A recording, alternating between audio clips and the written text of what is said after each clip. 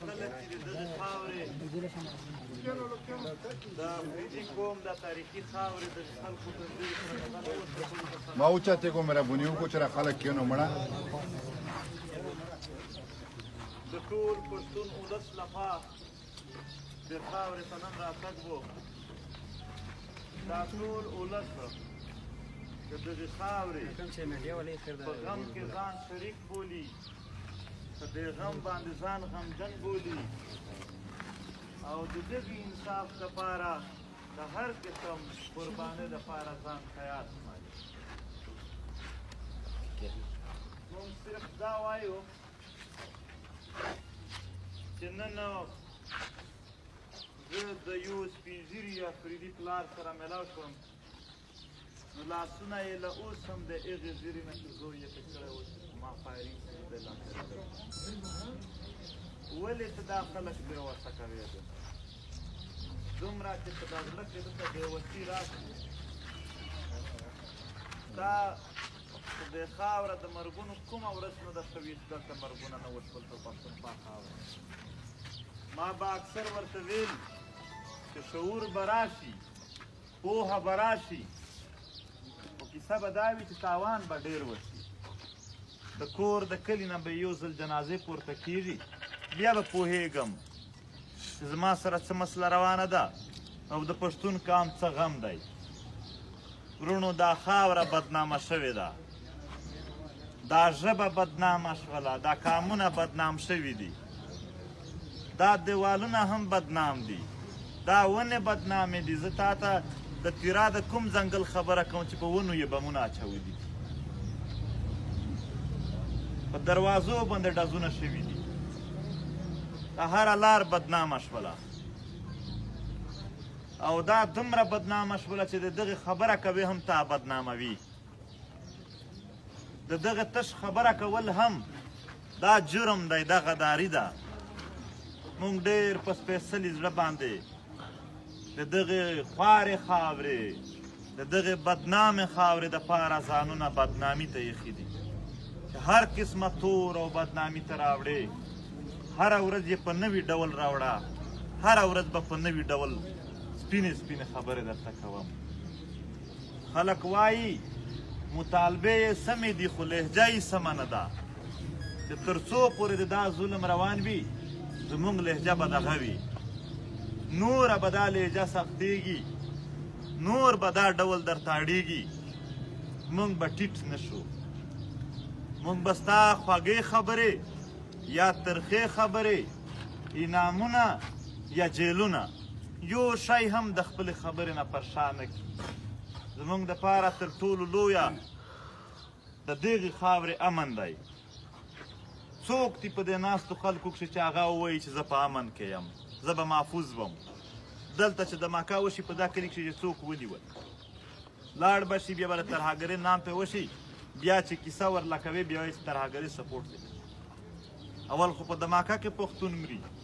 بیا د هغې په تور کې هم پښتون ورک شي هغه وایي مړ هم زه یم پړ هم زه یم د دغې کلي بچیان یې په دې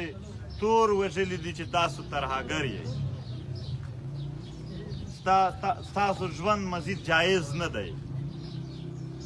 کور ته ورته بم شاخ که لاندې یې راغلی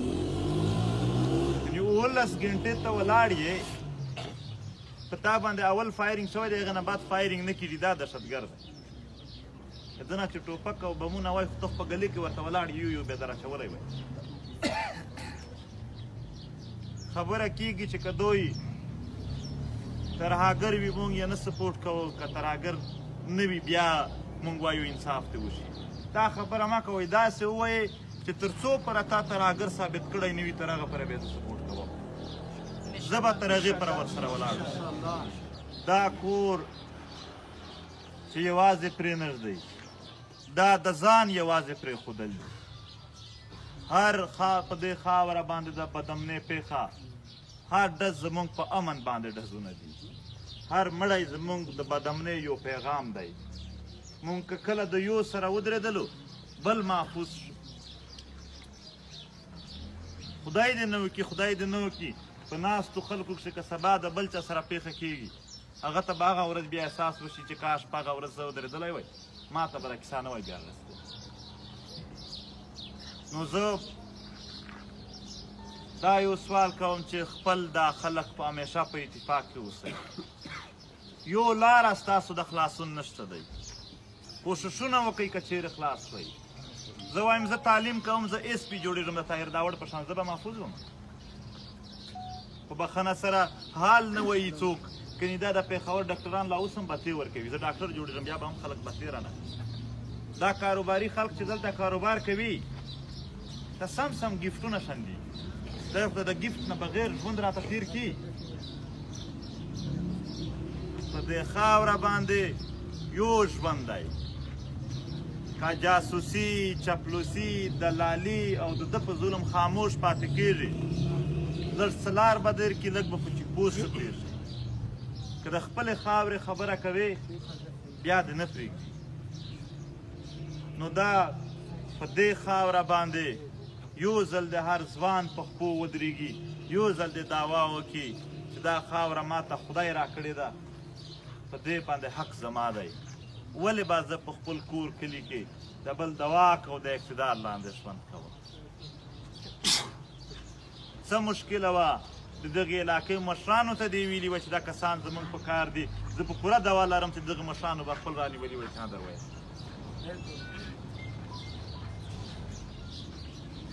بیا هم نن یې په داسې تور د ووژني چې بیا خبره هم تا ته مشکله شي. خو خیر هغه خبرې لاړلې، اوس د دوی دروغ ښکاره شول. د پښتون قام دا ماشومان بچیان څه دي؟ والله دا هم په دې مسله پوه دي چې څوک تراګري کوي څوک یې نه کوي. زمونږ په کور کې ناستې زنانه اوس په دې خبرې شولې. دا دروغ، دا پالیسي، دا کم سے کم که نور چرته وړي یو دي چې پښتون قام یې نه مني، بیخي یې نه مني، په یوه صورت یې نه مني. په هر صورت کې به تا دا دروغ به د ښکاره کوي چې دا داسې نه وه. داسې خبر چلېده چې په حیات آباد کې د NDS د افغانستان څو کسان ووژل، هغه حمله شروع ده. هغه خو بیا په 24 غنټې پس پته ولګېده چې هغه نه د افغانستان وي نه د NDS وي، هغه خو د خیبر افریدیانو. نو دغه غمرازي ته راغلي یو، د ټولې خاورې سره د ټول قام سره فاتحه ته راغلي یو. او بیا دا پیغام ورکوو چې هر کله ستاسو څه هم په دې حواله سره د جدوجهد خواهش و، موږ به په صفحه اول کې درته ودرېږو. هره سخته خبره ته به تا پر شا کوو، ځانونه به ورمخته کوو. هره خوږه خبره ته به تا ورمخته کوو، ځان به ځنې پر شا کوو. د دغې خاورې د خلکو د ترجماني دپاره، د دغې خاورې د دغې غم د ټکور دپاره یو ځنه ټول پښتون ولس تیار ولاړ دی. هغه ورځې تېرې شوې چې پښتانه بیل بیل وي. اوس د افریدي ووایي چې پښتون قام دې راشي، زه غږ پې کومه چې د چمن نه به چکزي راځي، د قلعه سیف الله نه به کاکړ راځي، د پشین نه به ترین راځي، د ژوب نه به مندوخیل او شراني راځي، د وزیرستان نه به وزیر مسعود، دا به په قافلې را روانېږي.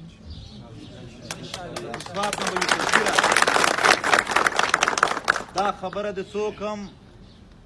هلکا نه اخلي. نن زه صرف غمرازي ته راغلی یم، سبا بیا زه غمرازي ته نه راځم.